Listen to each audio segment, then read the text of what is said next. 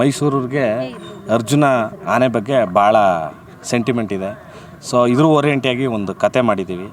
ಆ ಕತೆನ ತೆರೆ ಮುಂದೆ ತೋರಿಸ್ಬೇಕು ಅನ್ನೋದು ನಮ್ಗಳ ಎಲ್ಲ ಆಸೆ. ಬಟ್ ಎಲ್ಲರೂ ಕೂಡ ಟೀಸರ್ನ ವಿಭಿನ್ನವಾಗಿ ಬೇರೆ ರೀತಿ ಹೇಳ್ತಾರೆ. ಸೊ ನಾವು ಆನೆ ಓರಿಯೆಂಟ್ ಮಾಡೋದಂತಂದ್ರೆ ನಾವು ಆನೆ ಕೈಲೇ ಅದನ್ನ ಟೀಸರ್ನ ಬಿಡುಗಡೆ ಮಾಡಿಸ್ಬೇಕು ಅಂತ ನಾವು ಇವತ್ತು ಆನೆ ಹತ್ರನೇ ನಮ್ಮ ಮಾವುತ ಟೀಸರ್ನ ರಿಲೀಸ್ ಮಾಡಿಸ್ತಾಯಿದ್ದೀವಿ.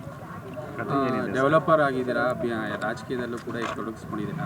ಈಗ ಸಿನಿಮಾ ಮಾಡಬೇಕು, ಅದು ಮಾವುತ ಸಿನಿಮಾ ಮಾಡಬೇಕು ಅಂತ ಯಾಕಂದ್ರೆ ಈಗ ನಮ್ಮ ಮೈಸೂರು ಓರಿಯೆಂಟ್ ಕತೆ ಸಿಕ್ತು ನಮಗೆ.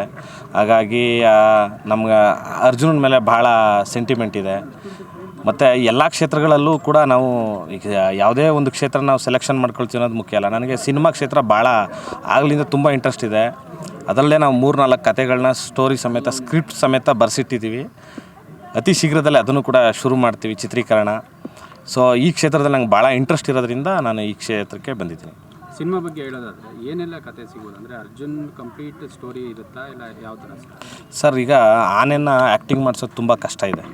ಸೊ ಈ ಚಿತ್ರದಲ್ಲಿ ಏನಿದೆ ಅಂತಂದರೆ ತೆರೆ ಮೇಲೆ ಜಾಸ್ತಿ ನಮಗೆ ಆನೆನೇ ಕಾಣಿಸುತ್ತೆ. ಮತ್ತು ಕತೆ ಕೂಡ ಚೆನ್ನಾಗಿದೆ. ಸೊ ನೀವು ತೆರೆ ಮೇಲೆ ನೋಡಿದ್ರೆ ಚೆನ್ನಾಗಿರುತ್ತೆ ಅಂತ ಹೇಳ್ತೀನಿ. ನವೆಂಬರ್ಗೆ ಇದು ತೆರೆ ಮೇಲೆ ಬರುತ್ತೆ. ಖಂಡಿತ ನೋಡಿ, ಹೊಸಬ್ರಿಗೆ ಪ್ರಯತ್ನಕ್ಕೆ ಒಂದು ಸಪೋರ್ಟ್ ಮಾಡಿ.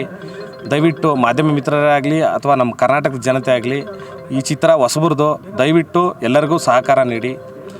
ಚಿತ್ರಮಂದಿರಗಳಿಗೆ ಹೋಗಿ ಥಿಯೇಟ್ರಲ್ಲೇ ಸಿನಿಮಾ ನೋಡಿ ಅಂತ ಕೇಳ್ಕೊತೀನಿ. ಸುಮಾರು ಎಷ್ಟು ಥಿಯೇಟ್ರಲ್ಲಿ ರಿಲೀಸ್ ಆಗ್ಬೋದು ಅದನ್ನು ಮುಂದಿನ ದಿನಗಳಲ್ಲಿ ಹೇಳ್ತೀನಿ ಸರ್. ಈಗ ಅದನ್ನೆಲ್ಲ ಚರ್ಚೆ ಮಾಡಿ ಈಗ ಅದೇ ಪೋಸ್ಟ್ ಪ್ರೊಡಕ್ಷನ್ ಸಣ್ಣ ಪುಟ್ಟ ಕೆಲಸಗಳು ನಡೀತಾ ಇದೆ.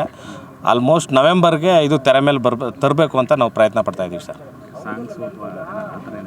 ಇಲ್ಲ, ಆಲ್ಮೋಸ್ಟ್ ಎಲ್ಲ ಚಿತ್ರೀಕರಣ ಎಲ್ಲ ಕಂಪ್ಲೀಟ್ ಆಗಿದೆ. ಈಗ ನಮಗೆ ಪೋಸ್ಟ್ ಪ್ರೊಡಕ್ಷನ್ ಕೆಲಸ ಮಾತ್ರ ನಡೀತಾ ಇದೆ. ನಮ್ಮ